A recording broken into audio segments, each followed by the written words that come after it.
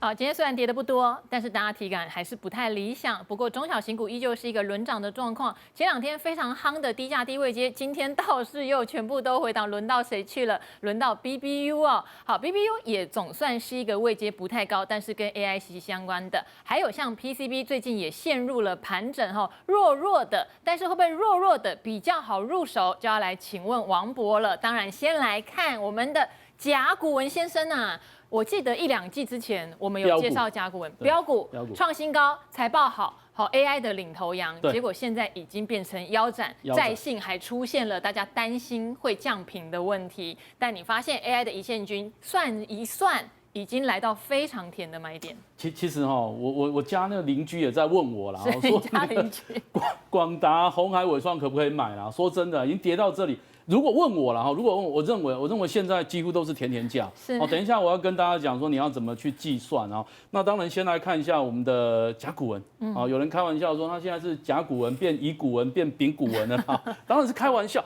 但是我个人认为，其实之前的飙涨的股票，那结果最近反而变成空军集火的对象，就集中火力一直攻它了，所以甲骨文出来讲什么都没有用啊，反正讲了之后继续打，讲什么都没有用。对，讲了之后继续跌了哈。那当然，最近的一个讯息出来，就是说这个蓝霄资本啊，说那个密西根州的计划，然后就传出说，他可能觉得不大同意啦，要那个不参加。可是问题来了，甲骨文澄清啊，说这一次的密西根州的资料中心的计划根本就不是蓝霄资本啊。是所谓 related digital 啊，所以也没有用啊。反正这个相关的那个澄清之后，股价还是相对弱势嘛。那另外就是说，其实大家都会看那个所谓 CDS 了，就是赌你违约嘛，那个相关的那个成本就越来越高嘛。现在已经飙到150了，其实150，我最近看了一下，你知道那个今年上半年美国股市还有一档标股叫 CoreWeave， 那个辉达的那个子公司，那个 CDS 飙到800，但是辉达至少有钱。对啊，但问题是甲骨文的流动，就它的现金不是那么够的感觉。现在就是说，攻击的主轴就是在这里啊，但是就我的看法是这样，我的看法是说，对那个 CoreWeave 的 CDS 飙到800，但是它有状况的话，那当然辉达现在钱多嘛，钱多它当然可以拿钱出。可是甲骨文的合作对象是美国政府啊，甲骨文合作的对象是软银，是所谓的辉达。那如果有什么状况的话，其实那我们就讲讲嘛，反正到时候我辉达有钱啊，我辉达刚好欠这一块啊，我们看要怎么样去做一个所谓股权的那个讨论嘛。会不会出现史上惊人的 AI 诟病案？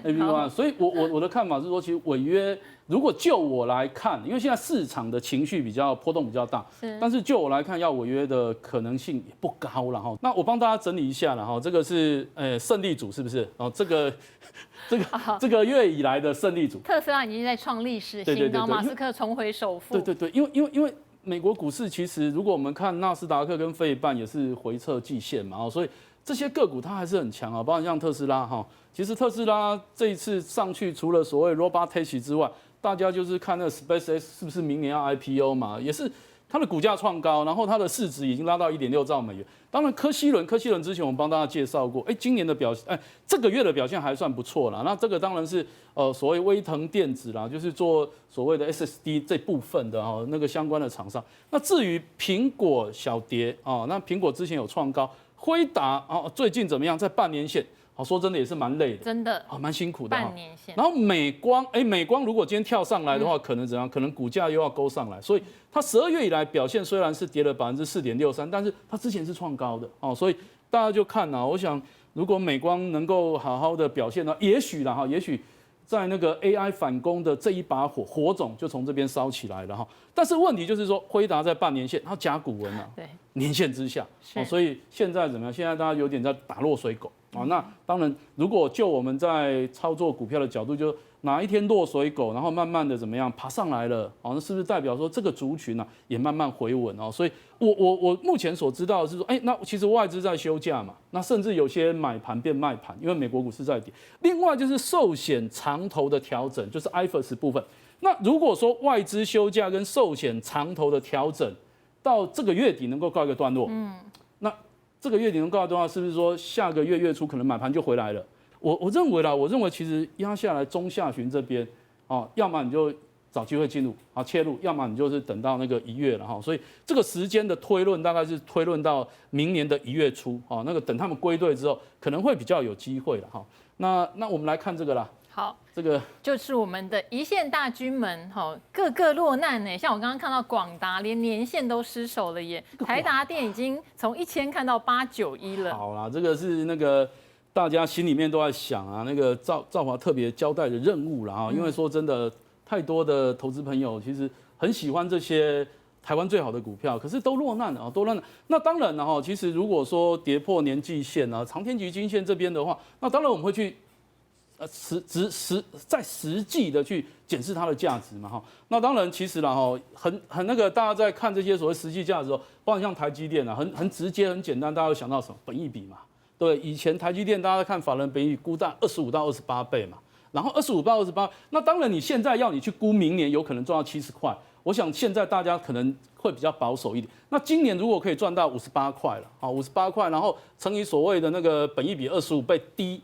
下限的话，然后就是说，相当于下缘的话，大概是1450啦，1450。所以其实今天已经跌破1450。那我为什么说甜甜价是1375？甜甜价1375是因为前波的低点。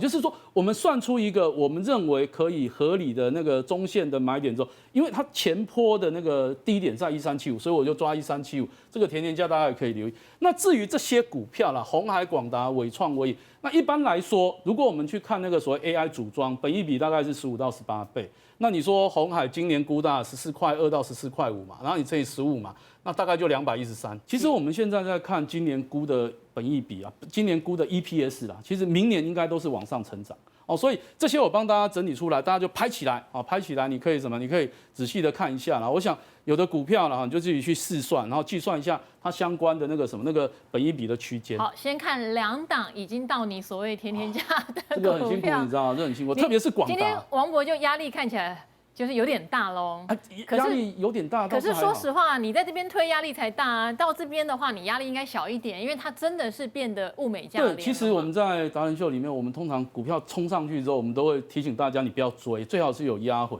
只是说这一次压回，然后时间是稍微长一点。我们先看广达啦，广达最可惜。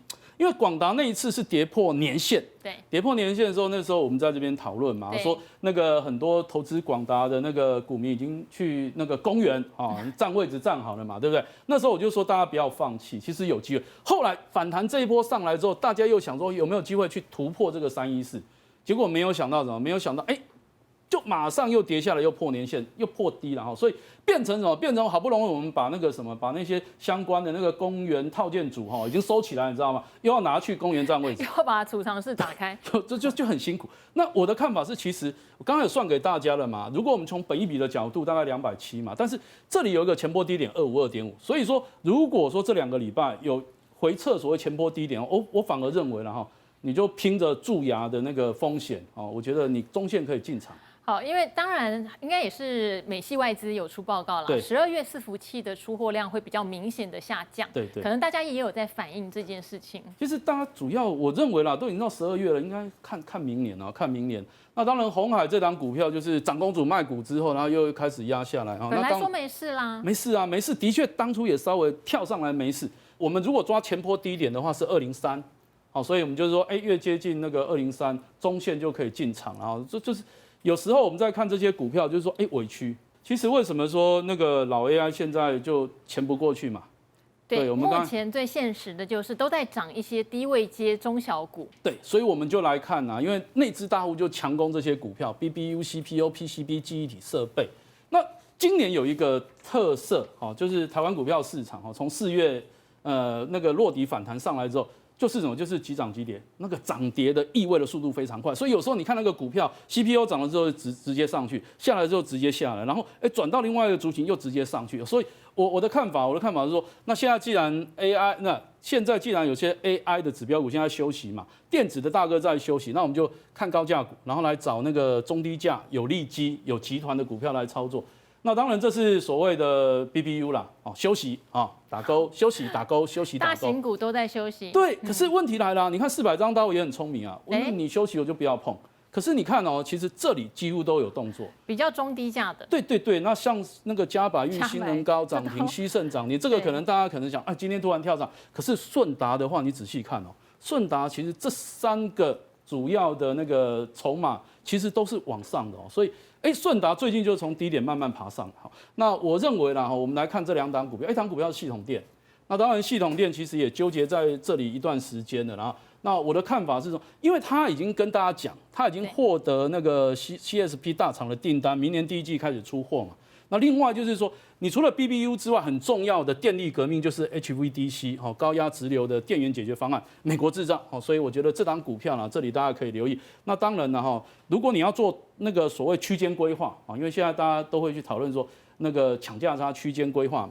那上缘就12月15号的高点725，那60日线就是63块这附近，大家就去做一个区间的规划。我觉得虽然我认为要去突破这个位置，如果明年 BBU 的题材要进来不难呐，但是问题是有时候我们就是还是要尊重一下短线。好，那这个康舒我们之前有讲过，你讲完还真的就涨了一小段，不过最近盘不好，又有点压回来。康舒这一段我们有提醒大家，然后这里又有提醒大家要压回来。那我的看法是一样嘛，一样就是说，其实它也是 BBU 跟 HVDC 所以它也是什么，在所谓电力革命里面，它也是很积极的在规划。那一样区间给大家，12月10号的高点45，20日均线39.3，所以这种股票其实大家留意，为什么可以留意？是因为这些攻上来的时候有稍微放量。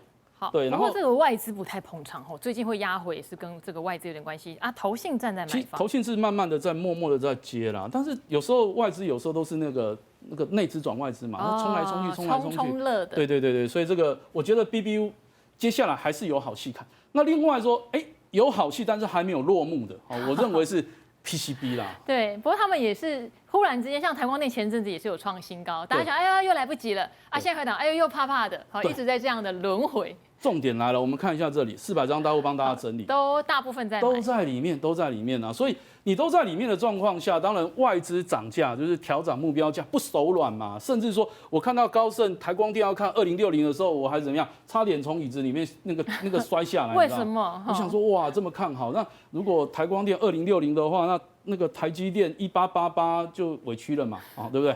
好，那当然我们从这份资料里面，我今天讲2档新的了我记得上次我们在讲集团作战，讲到华邦电、华新集团，对，那但是我觉得除了华邦电之外 ，PCB 里面我看好是汉语博，一样华新集团，对，那当然它本身有转投资华东、华新科、精诚科嘛，然后他也说了，他的那个提高资本支出，因为它的订单能见度到2027嘛 ，AI 的产品提升上来，所以我觉得最近压回来啦，刚好是机会。虽然看起来形态好像有一点岌岌可危要破所有的，但是跟老 AI 比起来还好啦。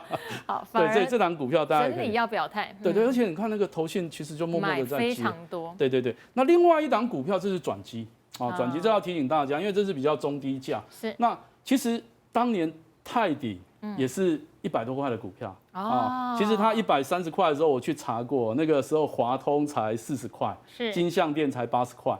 华通已经快要破100了，你知道吗？到时候袋鼠跳，大家记得那一集嘛，对不对？好，那泰鼎其实就是三星 PCB 的供应链。三星啊。对，然后泰国最大的 PCB 厂，它的月产能就是100万平方公尺了。那另外就是说，因为它股价跌，因为它跌的原因嘛，没赚钱。但是他为了要转型跟韩国的 ISU 就是梨树飞达合作成立公司，要什么跨接所谓高阶的 PCB 产品。那这个所谓梨树飞达就是辉达跟谷歌的供应链所以其实这个股价真的很低啦。所以如果说有机会这边有一个所谓转型的题材、转机的题材的话，我觉得大家可以留意。